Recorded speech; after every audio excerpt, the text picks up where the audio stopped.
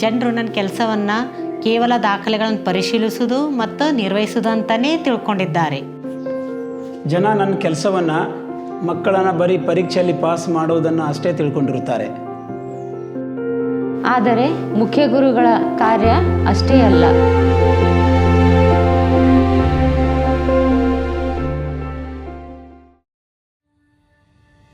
Government school principals don't wear capes, they wear responsibility.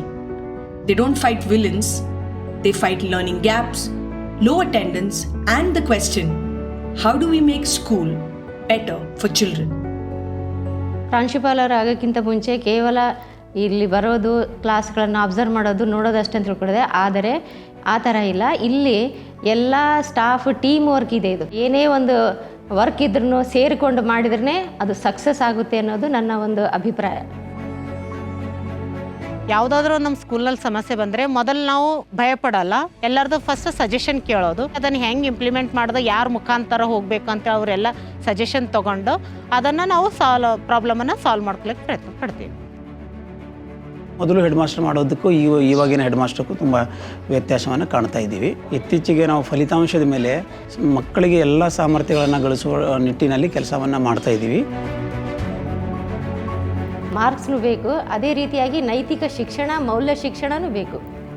ಇವೆರಡೂ ಇದ್ದರೆ ಮಕ್ಕಳು ಎಲ್ಲಿ ಹೋದ್ರೂ ಅವರು ಸಕ್ಸಸ್ ಆಗುತ್ತಾರೆ. Something has shifted. School leaders are no longer just implementing instructions. They are thinking, questioning, leading. Through structured school leadership development programs like Samartha, supported by district institutions such as Diets and enabled by NGO partners, school leaders strengthen their leadership practices through continuous training and mentoring. They learn to slow down, step back, and see patterns rather than simply reacting to problems. ಟ್ರೈನಿಂಗ್ಸ್ಗಳಿದ್ದರೆ ನಮಗೆ ಏನೇನು ಮಾಡಬೇಕು ಅನ್ನೋದನ್ನು ಒಂದು ಹಿಂದೆ ಗೈಡ್ಲೈನ್ಸ್ಗಳು ಗೊತ್ತಾಗುತ್ತೆ. ಯಾವ ರೀತಿಯಾಗಿ ಮುಖ್ಯ ಗುರುಗಳು ನಾಯಕತ್ವವನ್ನು ವಹಿಸಿ ಶಾಲೆಯನ್ನು ಯಾವ ರೀತಿಯಾಗಿ ನಾವು ಮುಂದೆಡ್ಕೊಂಡು ಹೋಗಬೇಕು ಅನ್ನೋದನ್ನು ಅಲ್ಲಿ ತರಬೇತಿಯಲ್ಲಿ ನಮಗೆಲ್ಲರಿಗೂ ತಿಳಿಸಿಕೊಟ್ಟಿದ್ದಾರೆ. ಒಂದು ತಾಲೂಕಿನಿಂದ ಬೇರೆ ಬೇರೆ ಶಾಲೆಗಳಿಂದ ಎಲ್ಲ ಹೆಡ್ ಮಾಸ್ಟರ್ಗಳು ಒಂದು ಕಡೆ ಸೇರ್ತಾರೆ. ಅವ್ರ ಶಾಲೆಯಲ್ಲಿ ಯಾವ ರೀತಿ ಕೆಲಸ ಮಾಡ್ತಾ ಇದ್ದಾರೆ, ಇವರೇನು ಕೆಲಸ ಮಾಡ್ತಾ ಇದ್ದಾರೆ, ಅದು ಒಂದು ರೀತಿ ಕಲೀಲಿಕ್ಕೆ ಸಿಗುತ್ತೆ. ಪ್ರಾಬ್ಲಮ್ಸನ್ನು ಫೈಂಡಿಂಗ್ ಮಾಡ್ಕೊಂಡಾದ್ಮೇಲೆ ಅದಕ್ಕೇನಾದರೂ ಸೊಲ್ಯೂಷನ್ ಇತ್ತು ಅಂತಂದರೆ ಅದು ಇಂಟರ್ ಈಚ್ ಏನು ಹೆಡ್ ಮಾಸ್ಟರ್ಗಳಿಂದ ನಮಗೆ ಸೊಲ್ಯೂಷನ್ ಪಡ್ಕೊಳ್ಳಿಕ್ಕೆ ನಮಗೆ ಸುಲಭವಾಗಿ ಒಂದು ಸಹಾಯ ಆಗುತ್ತೆ.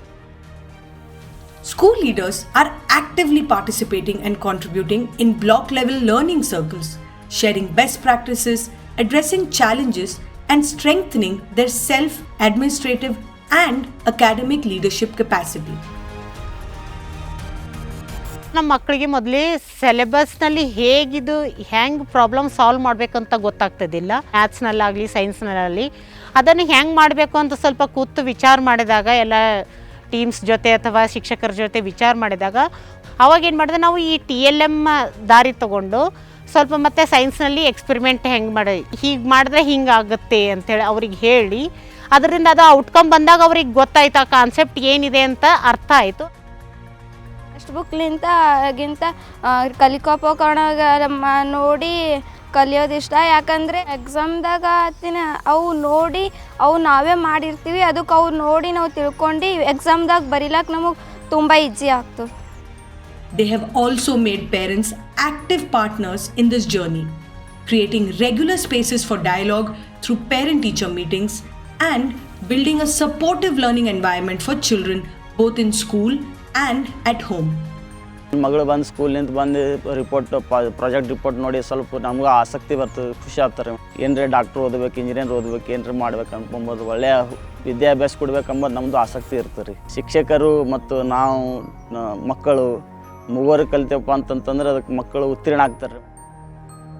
School leaders are now leading their own school improvement journeys, identifying challenges within their schools, developing context-driven solutions, and creating meaningful change from within. And when school leaders lead with confidence and vision, it creates a ripple effect, transforming classrooms, inspiring innovation, and bringing entire community into the journey of education. When we think about fixing education, Typically, we think about classrooms, textbooks, and infrastructure. At Salesforce, we believe the single most impactful lever after the teacher is the school leader. A school leader who leads instructionally, not just administratively.